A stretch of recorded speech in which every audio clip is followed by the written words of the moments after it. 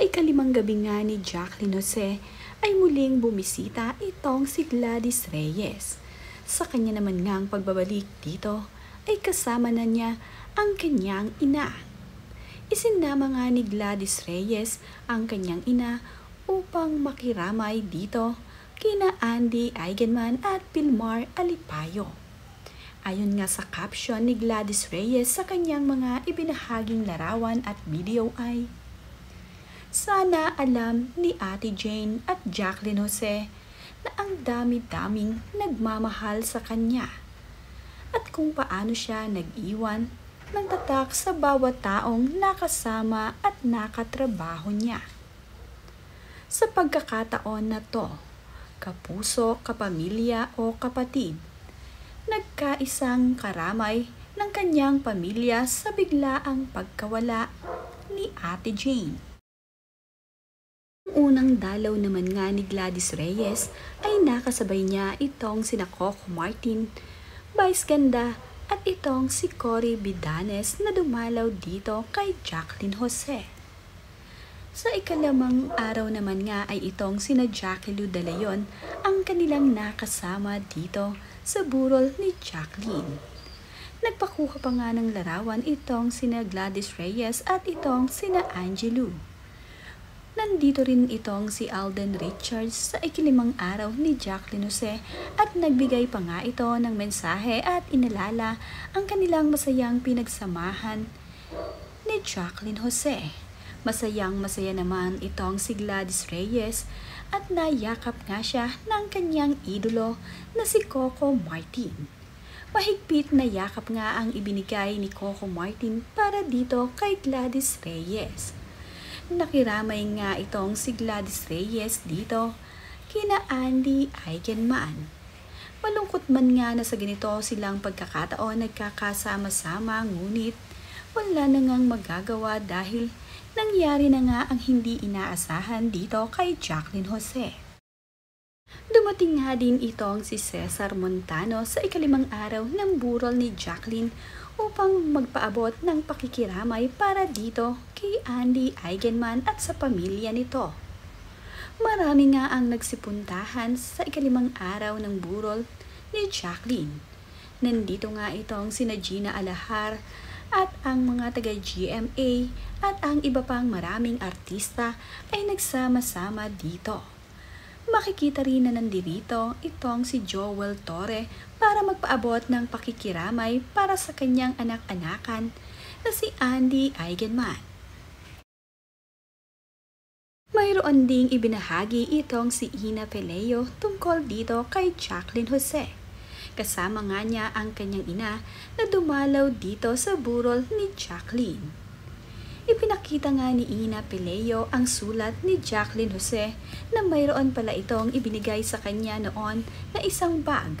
Ayon nga dito sa post ni Ina Peleo ay, no papers available. This is something for you. To remind me, had a good time. Such a good actress. It's a vintage bag. 20 years old. Gwen Stefani. Design. Hope you like it. Tita Jane.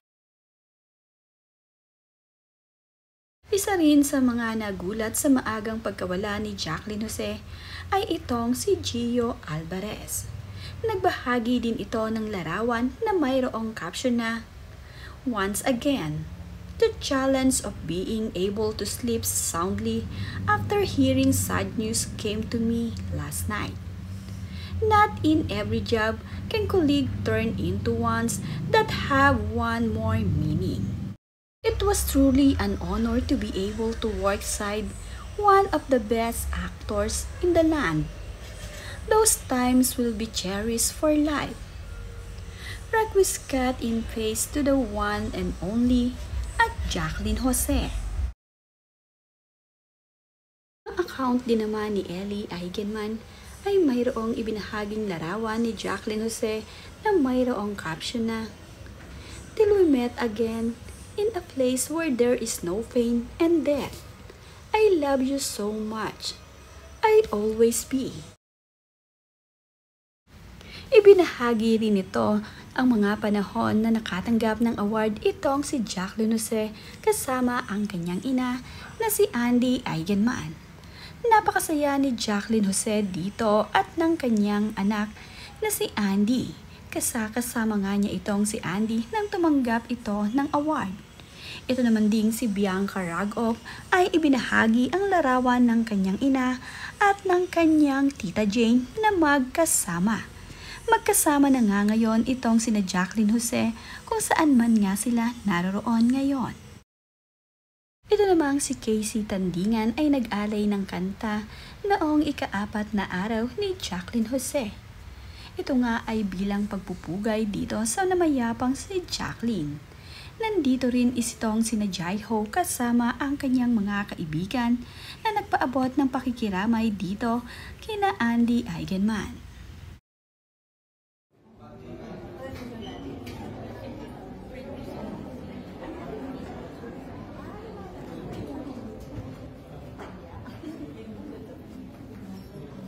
Ganda ni Ate Jane.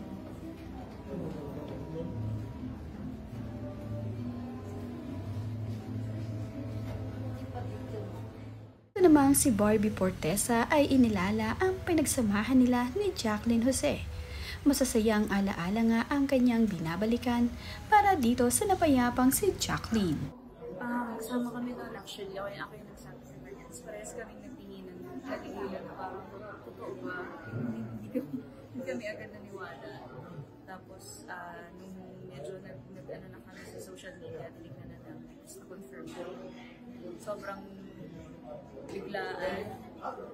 Parang alam nga namin active pa nga si Jacqueline nga. Nag-dating pa siya. Tapos parang sobrang biglaan na. Tsaka napakabata. Diyos ko. So, gusto ko pa siyang mga trabaho ulit sa totoo lang. So, hirap. Si Jack ang mas matagal. Totoo yung sinabi nila. Very mommy talaga si Tita Jane. Sa Bulera kami nagkatrabaho. I think yun yung first and last. Pero sobrang na-feel ko yung hindi siya namimili ng tao. Talagang sobrang generous siya bilang actress. Sa mga newbie, sa mga co-actors. So, sobrang nakakalungkot pero masaya kami malaman na marami nagmamahal kay Tita Jane.